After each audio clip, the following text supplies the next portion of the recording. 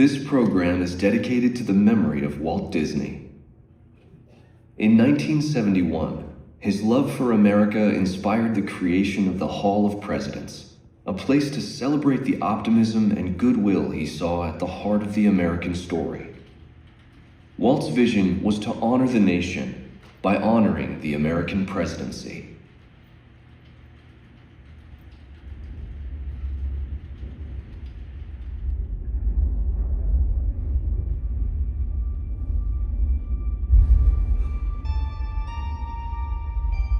It is 1783, and the smoke is clearing in the wake of the Revolutionary War. Over the course of 8 grinding years, General George Washington has led a force of shopkeepers, farmers, and Native American allies to victory over the greatest military power in the world. A new nation has been born, independent and free. The founders must form a national government. In 1787, through months of passionate debate, they create a written constitution. For the country's highest office, they imagine something new in the history of the world. A leader not born to power like a king or queen. A leader who has not seized power through conquest. A leader not separate from the people, but elected by the people. From among the people. We, the people. This is a new idea, an American idea. The idea of a president.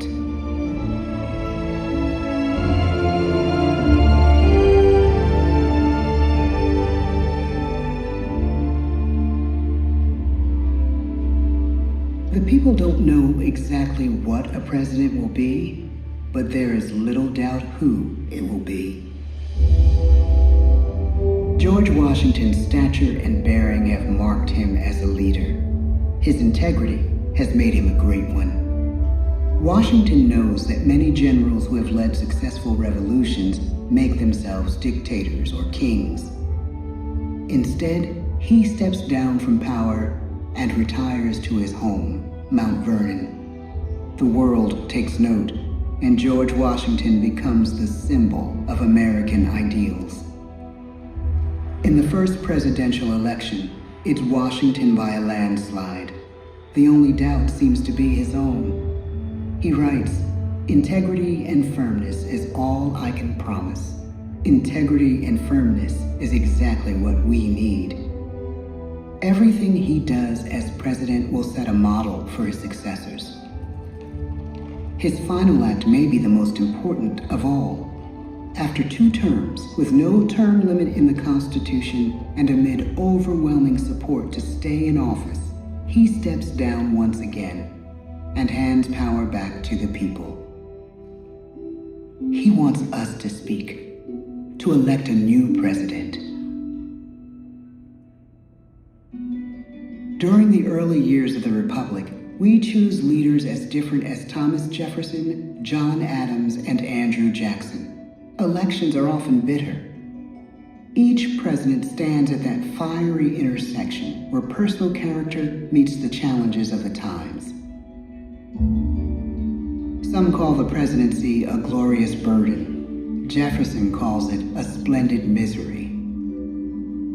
We, the people, must choose well.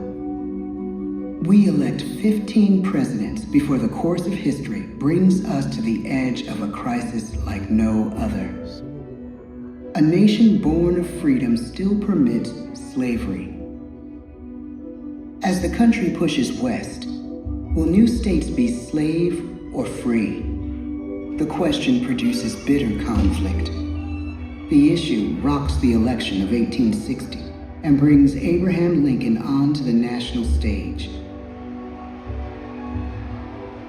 The tall, lanky, some say uncouth candidate from Illinois is a master of words at a time when speeches are printed in full for people to read. A house divided against itself cannot stand, he has said. With Lincoln's election, the House does indeed divide. Civil War. A 11 states secede from the Union. The war becomes a defining passage in the American story. The president's own inner strength and depth of character changed the course of history. Lincoln had come up the hard way on the American frontier, desperately poor, with less than a year of formal schooling. His early years were scarred by tragedy, the death of his mother, his sister, his first love.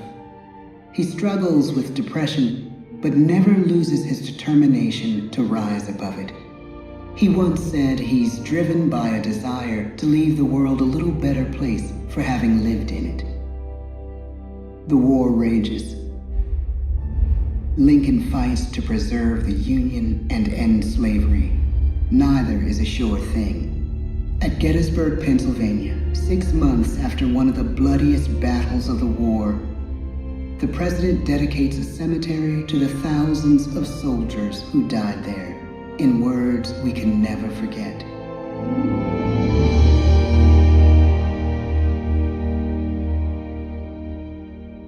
"Fourscore and 7 years ago, our fathers brought forth on this continent a new nation, conceived in liberty and dedicated to the proposition that all men are created equal.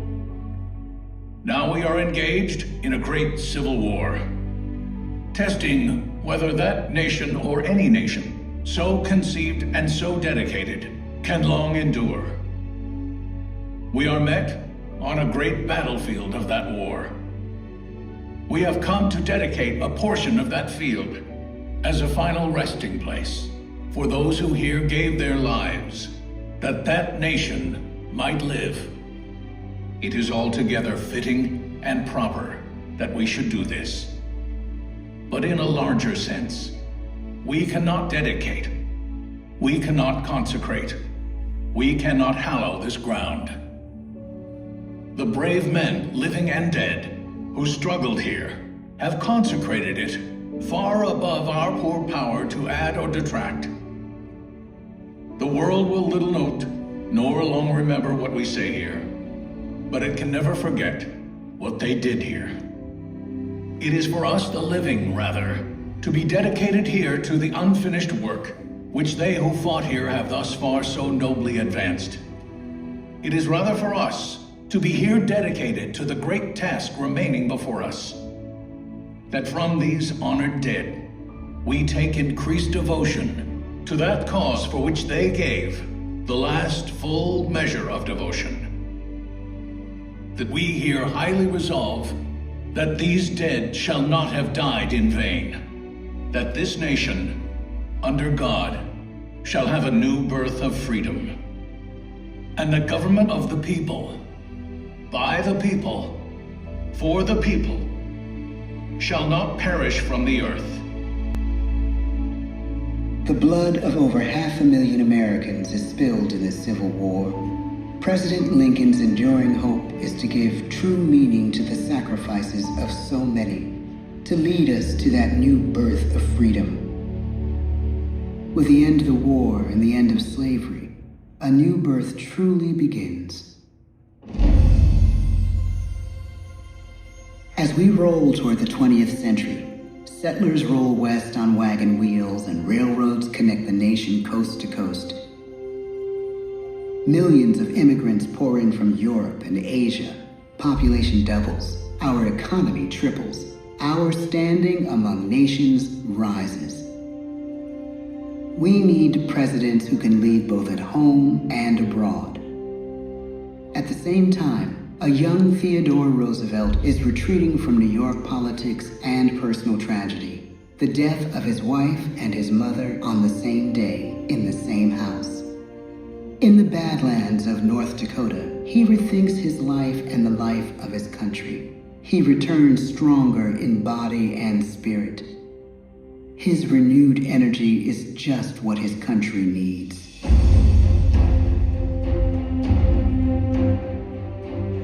American industry is booming, but social tensions are rising. A progressive movement is bubbling up, pushing for change. cities. The gap widens between rich and poor. The demand for change grows stronger. Teddy Roosevelt is a knight on a crusade. He speaks with force and vitality in clear terms that make colorful headlines at a time when mass-market newspapers have become the new media. To define his foreign policy, he borrows a phrase from an African proverb: speak softly and carry a big stick. But his greatest accomplishments are made at home. He breaks up giant monopolies, protects workers' rights, and calls for a square deal for all Americans, rich and poor, capitalist and wage earner. And a square deal for every man and every woman in the United States. He calls on America to be as great as the natural grandeur of its lands.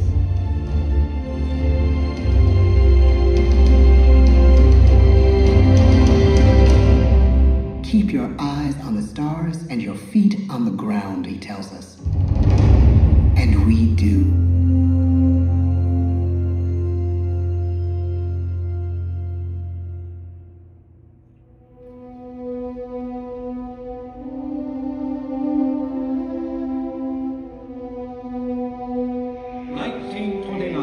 The bottom fell out of the market. 12 million unemployed. The bread lines and the soup. The results of the 1932 election now appear. When we elect our 32nd president, it is the worst of times. The course of history and the course of one president's life again shape a turning point in our national destiny. Franklin D. Roosevelt, paralyzed by polio, knows how to restore the faith of a people paralyzed by the Great Depression. I believe in practical explanation and in practical policy. He has found the inner strength his countrymen now need. He speaks to us like a friend, a neighbor. His optimism is contagious, his voice perfect for the latest breakthrough medium, radio. He calls us to believe we have nothing to fear but fear itself. And we do believe. Tonight's attacks on England are perhaps the most widespread of the war. In the course of the day. But an even greater challenge dominates his final years in office. The Second World War.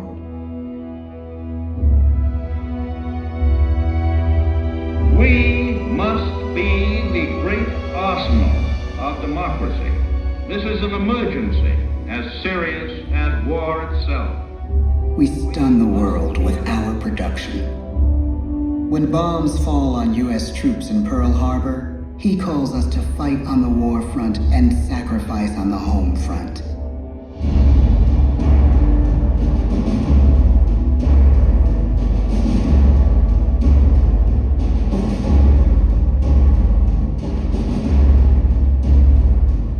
The harder the sacrifice, the more glorious the triumph. So spoke America in the year 1776. So speak Americans today. The world changes. The country changes. And yet, in one sense, what we need most from our presidents has never changed. A guiding vision that calls forth the best that America can be. Will outer space be developed for the benefit of all mankind? Or will it become another focus for the arms race? The choice is urgent, and it is ours to make. Ask not what your country can do for you. Ask what you can do for your country. But really, it's all of us who must overcome the crippling legacy of bigotry and injustice. And we shall overcome. One of the agreements that President Sadat and Prime Minister Begin are signing tonight is entitled A Framework for Peace in the Middle East. Mr. Gorbachev, tear down this wall. You have lost too much, but you have certainly not lost America. I can hear you. The rest of the world hears you. Loving this country requires the willingness to speak out for what is right, to shake up the status quo. That's America. Our presidency is no longer just an idea. It is an idea with a proud history. Ladies and gentlemen, the presidents of the United States of America.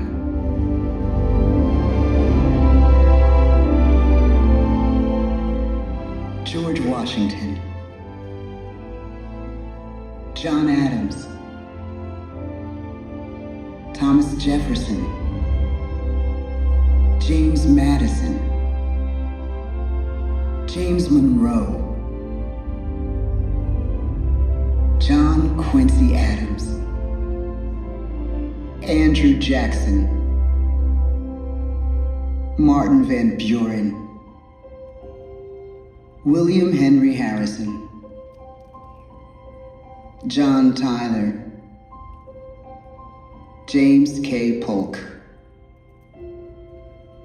Zachary Taylor, Millard Fillmore, Franklin Pierce, James Buchanan, Abraham Lincoln, Andrew Johnson, Ulysses S. Grant, Rutherford B. Hayes, James A. Garfield, Chester A. Arthur, Grover Cleveland, Benjamin Harrison, William McKinley, Theodore Roosevelt, William Howard Taft, Woodrow Wilson, Warren G. Harding, Calvin Coolidge, Herbert Hoover, Franklin D. Roosevelt, Harry S. Truman, Dwight D. Eisenhower, John F. Kennedy, Lyndon B. Johnson, Richard M. Nixon, Gerald R. Ford, Jimmy Carter, Ronald Reagan, George Bush, Bill Clinton, George W. Bush, Barack Obama, Joe Biden.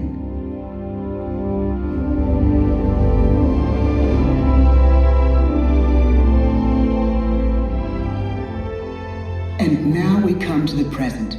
Once again, we place our trust in the idea of a president, as we have from the beginning.